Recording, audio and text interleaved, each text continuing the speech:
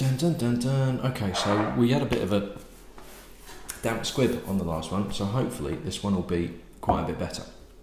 This particular one is another miniature that was also donated by Mr. X, which was a lot of miniatures. But if you've watched the Glenturret one yesterday, you would have seen that there was a very low fill level on the miniature that he sent me, and it was quite an old bottling as well. I think it's from about the 1990s, maybe a little bit later, but I think it's a pretty old miniature bottle that's had a lot of fill, and I think it's just really affected the flavour of the whiskey. Now this Deanston bottling, they have changed the packaging, but only very recently. So it's still a 12-year-old, but it now looks like this. I'm sure it's still a 12-year-old, because I probably just put a picture up and they've changed the labelling to a 10. I'm sure that it's literally just the labelling. It's sort of a relaunch, but it's just the labelling. But this was only up until a couple of years ago, and the fill level on this is bang on. So I'm confident that this is going to be as it should be. So Deanston is actually one of the youngest distilleries in Scotland, because it was founded in 1965. Now it's actually took over an old cotton mill that was it's listed. It's a listed building. It was part of the cotton mill itself had been around since about the early 1700s. Now Deanston is here, just north of Stirling, a bit further south from Glenturret where we were yesterday, and it's on the River Teith, Teith, and it has been measured as scientifically as one of the purest waters in Scotland. So it's and that's the water source that goes into the distillery. Now the distillery itself is, I think it's the only Scotch whisky distillery that is self-sustainable for electricity, because they've got a dam and turbine there as part of the mill works. So they actually generate their own electricity, which isn't too bad. That saves on some costs. Now, this ceased production in 1982. It was bought by, not long after it opened, it was bought by Invergordon, which was like a blending company. And in 1982, it ceased production because it wasn't viable for them as a business. And it was then bought and reopened by a company called Burn Stewart Distillers in 1990. Now, Burn Stewart are predominantly a blending company, and this was a distillery that they bought essentially to give themselves some stocks. And only 15% of Deanston single malt is sold as a single malt. The rest of it goes into their blends. The most popular one, which you may have heard of, is one called Scottish Leader. But they also did a really highly regarded whisky liqueur called Wallace, which I can remember selling at the whisky shop, but apparently is no longer available. And it was in a really weird kind of frosted green bottle. It tasted all right, but to be honest, the bottle was so off-putting. It was one, for me, I was always reluctant to sell it because I thought it just didn't look, it looked like alien stuff. It was weird. So you've seen it with the new labelling on, but it's one of those single malts that sort of gets left by the wayside. You know, Burn Stewart are focusing on their blends, so that's where their market is and that's where their focus is. And you know, this for a 12-year-old, this is 35 quid a bottle, which isn't a bad price, to be perfect honest.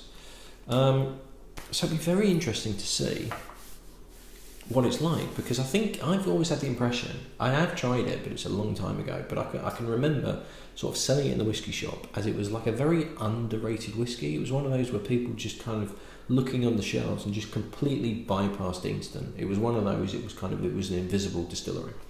So let's give it a go, because I'm intrigued to see what it's like. So quite a nice spiciness on it, actually. Sort of savoury spices, not quite intense as cloves, but that sort of feel to it. Slightly cardamom as well.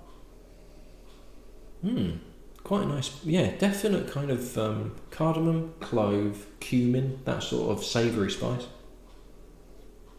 Interesting.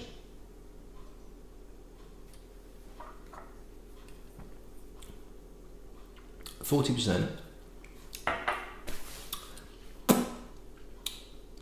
Silky smooth, really silky smooth. Not as much of the spiciness that's on the nose is there on the palate. Very malty, bit of toffee in there, like Werther's Originals, kind of sweet caramel.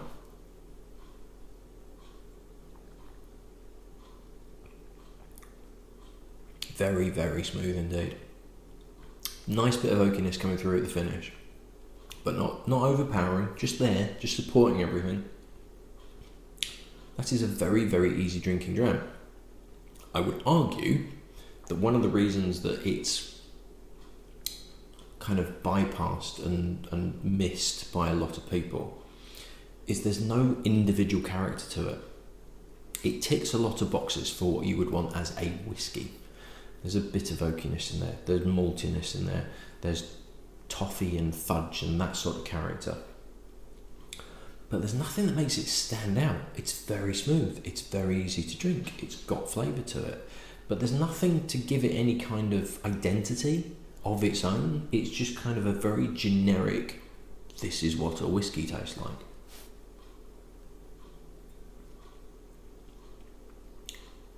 So I can't fault it. There's nothing wrong with it. It's just, it would be difficult to recommend it if you had a load of whiskies lined up from different distilleries and somebody said, oh, you know, pick out something that's interesting. That wouldn't be the interesting one. If somebody said, pick out one that is a representation of Scotch whisky or Highland Scotch whisky or even arguably Speyside Scotch whisky, and there was no Speysides in there, it would be that one. If you wanted an absolutely safe whisky for people, right, I'm buying a present for somebody and I know they drink whisky. What kind of whisky do they drink? Everything. They're not that keen on Islers. They're not really that keen on peaty ones, but they do like Speysides and they like some Highlands. Yeah, Deanston, that'll do. It's fine. It's absolutely fine. It's not mind-blowing. It's not wowing. It's not, oh, there's a freshness to it, or there's heather, or there's just no identity to it. It's just it's a decent whiskey that is just there. It's there. Probably a good thing that they changed the labelling, because even that label is a little bit boring. Whether you think the new one is actually more interesting, I think it's trying to do something, and I think it looks better. But yeah, I'd be interested though to see what it ages like an 18 or a 21-year-old, because there's enough in there that it might become something slightly different in cask, depending on what they do with it. But it's okay.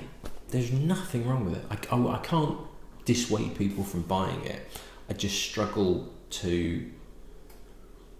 would struggle to recommend it in a shop with a lot of other whiskies around it that have got more interesting things about them, maybe a little bit more expensive.